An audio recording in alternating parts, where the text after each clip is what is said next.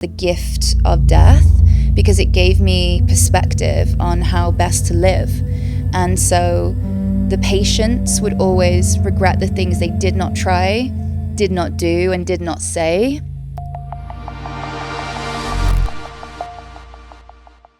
안녕하세요, 여러분. Hi, everyone. Welcome back to MIXMIX TV. Today, we are so excited because we have a special guest, Kelly Lee Owens.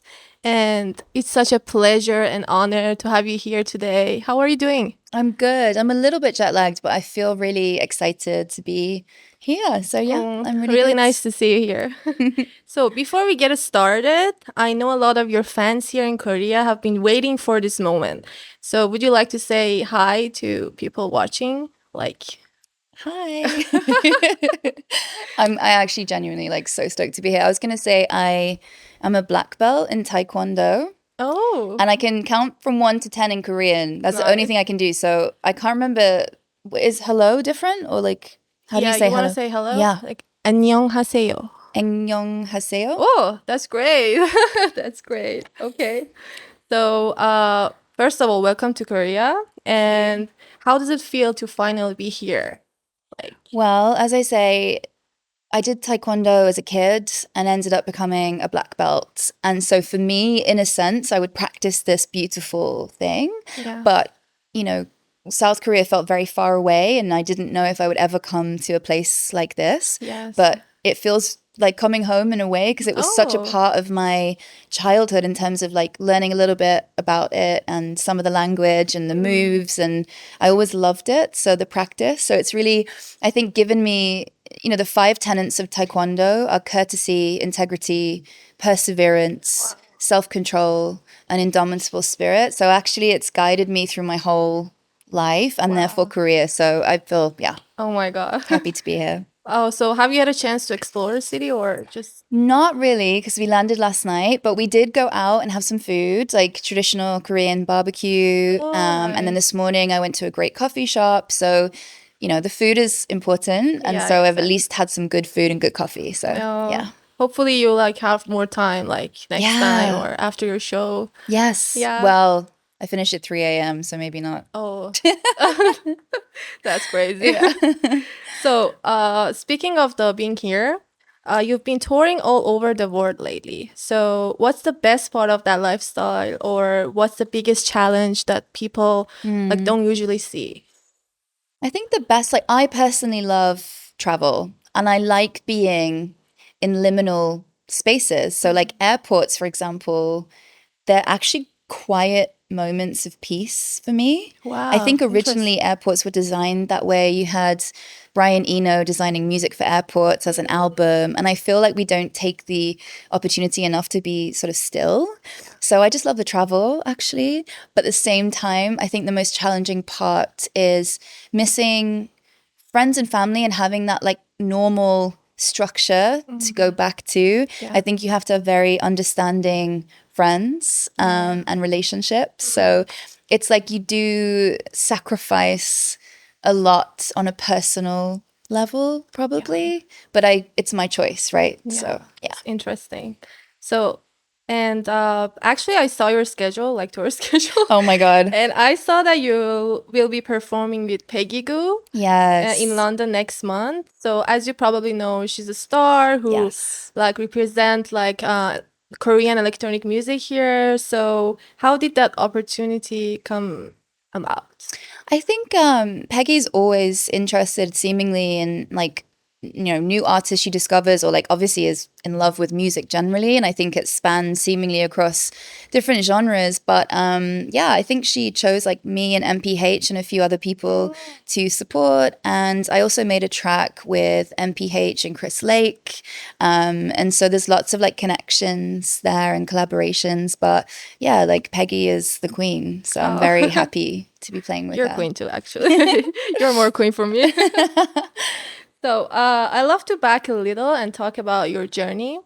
So a lot of Koreans really connect with your story about working in on cancer ward before becoming a musician. So I know you shared it before, of course, but would you mind telling that story one more time for people Of watching? course. Yeah. So when I was younger, like my passion was always music, but really fundamentally thinking about what I wanted for the future was to make a positive difference in the world, however cheesy that sounds. And so one of the ways of doing that very practically, I think, was becoming either a nurse or a doctor and thinking about medicine. But of course, music heals. So there is a connection there. But I was very practical and I wasn't sure of the path into music where I came from. There wasn't a way of obtaining necessarily that thing. So I think I started to think practically and think, okay, I know I can take care of people. I know I'm interested in medicine. So I started to work in nursing homes and then eventually in a cancer specialist hospital. And I was 18. It was one of the most, fundamental times of my life where I actually got offered, in a sense, the gift of death because it gave me perspective on how best to live. And so the patients would always regret the things they did not try, did not do, and did not say, instead of the things they did try and mess up, say and mess up. So they gave me actually the confidence and the courage to go after my dreams.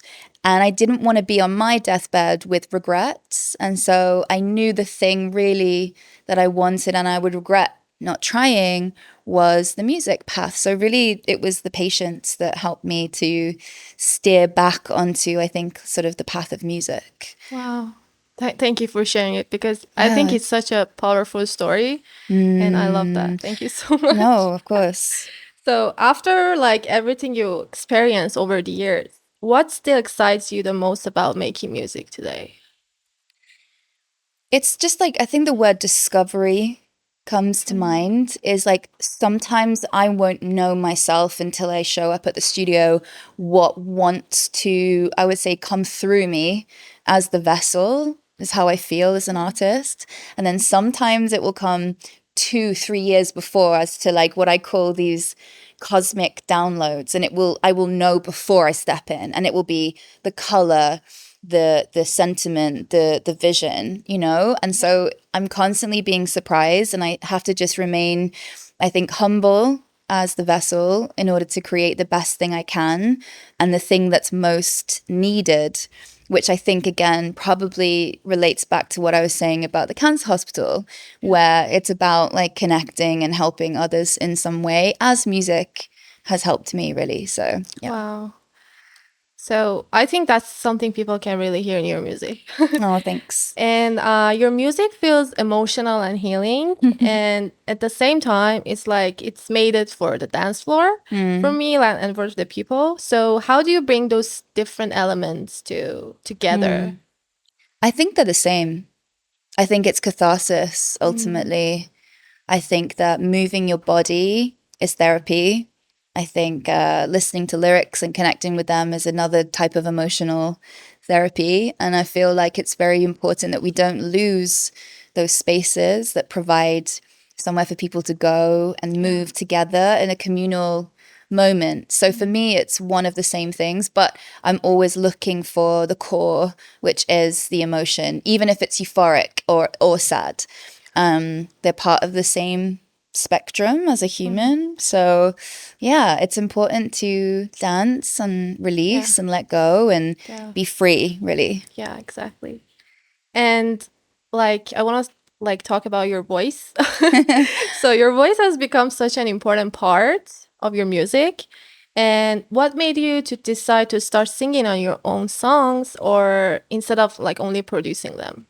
Well, actually, interestingly, I think the voice came first. So in Wales, we have like choirs and everyone's in a choir. And so my voice was my first instrument. Wow. So actually, I always knew it was going to be in there, but I used to use it more as an instrument. So as part of the tapestry with the instrument, like the actual like synths, Whereas I think I was a little bit shy maybe to begin with and not sure of my place yet. But eventually, like, met different people like Fortet and other people who would like mentor me a little bit from afar and tell me not to hide my voice on the next record or, you know, things like this. And so I think slowly I've become more confident in putting it forward in the right moments. And sometimes it's right not to have the voice. Sometimes it's good to leave the space because the instrumental will tell the story anyway. So it's about, again, it's like the ego, like you need to know when to have the silence on the vocals and let the music sing as well. So I'm always listening and looking out for what's needed. Yeah. Thank you. And I love to ask about like one of your most loved song, actually my favorite. So Arpeggi, has become one of your most loved song. And I wanted to ask, like, what inspired you to create your own version of Radiohead, like Arpeggi? And did Radiohead ever hear it or respond it? I'm so curious about. I'm such a huge fan. Well, I think the clue is in the name. Arpeggi, Weird Fishes, obviously originally, but like when I hear Arpeggi or arpeggio, I think of a synth.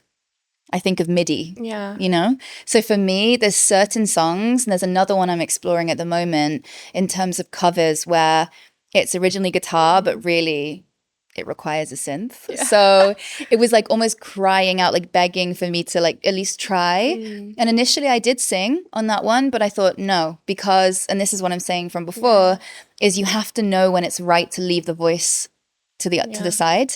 And listen, Tom York's voice is perfect. Like I wasn't going to try and compete with that, but the emotion and the heart of the song exists. And so, and then recently I got to see Radiohead perform after years of playing it live myself. And I was so emotional, like hearing it.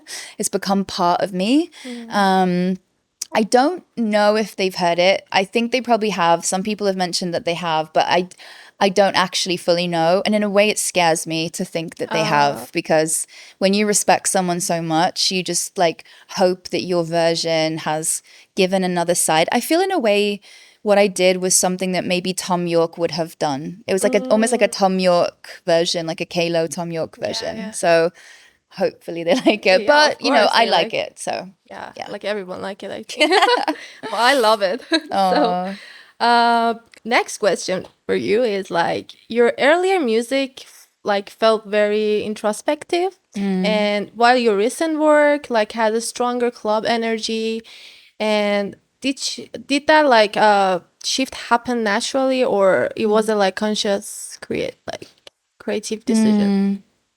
I think it has happened naturally, but also there's something so special about your first record. I was talking to Jon Hopkins about this years ago, where we spoke about how he said you'll never have this moment again, where you put out, you're so naive in the most beautiful way. And it's almost like the purest form, because it's everything that you've been up until that point that needs to come out. And I was 27, 28 when I released my first record. And I always say that because it's really important. There is way too much emphasis on youth and having to create something when you're 17, 18. No. At 27, I understood myself. I knew what kind of music I wanted to make. And it was important that I took that time to understand. Otherwise, I would have made something that was like popular now for the wrong reasons. You know, we don't need more of that. So I'm always talking about this to encourage like people in their 20s to understand they're not old. Like this is the perfect time to think about making music. But yeah, I think the confidence grows and the life experience changes. And so, yeah, the presence more so happens naturally. And performing in front of people, I think, gives something back to you that you didn't have with the first record. So it makes sense in a way. You're kind of like poking your head out, you know, and like hoping people like it, but you love it. Yeah, so it's a journey. Yeah, I can't be more agree with you. And your DJ sets and your live performance feels like two completely different experience. What's your focus in each one, and how does your mindset change between them? It's interesting because I agree they're very different, and I think it's important to have that distinction. So I was on tour with, like, for example, Depeche Mode, you know, live, and I feel like I just command the space in a different way. There's vocals, There's like me performing on synth, sometimes me like playing drums. So it really is like a lot of it live, and the sound is different. So I love bands like The Knife who their live shows sound different than the record. I think that's cool. You know, the essence is still there, but I use different synths live, and I love performing. And I was performing in front of like 75,000 people a night sometimes, you know, but I felt very comfortable in those large spaces. And then the DJ set is a different kind of journey, and I'm still taking people on the journey because I think it's important to not bow down to the crowd so much because people don't know what they want. They think they do. So I think as an artist, your job is to really like be committed to a journey and like hopefully exposing people to something new or something they didn't know they wanted. So really the goal with both is the same thing, but I guess it's just a different type of performance with the live. Yeah. Thank you. And this is my favorite question. So what is next for Kelly Lee Owens? Are there any upcoming projects or anything you're excited to share with your fans? Audience? There's definitely things coming. I can't really speak of them at the moment, but probably some of the most ambitious things that I've been a part of at the moment are taking place. So I'm very excited. Me but too. that's all I can say. I'm excited too, actually. And before we wrap up, we would love to do a quick fire round. Okay. Just 5 short questions, and the first thing that came to your mind, you can say. Are you ready? Yes. Okay, so let's go. One track you have on repeat right now. System of a Down, Toxicity. Oh my god, I love it. I love it. Yeah. So, one sound from Seoul, so you like to take home with you. The birds.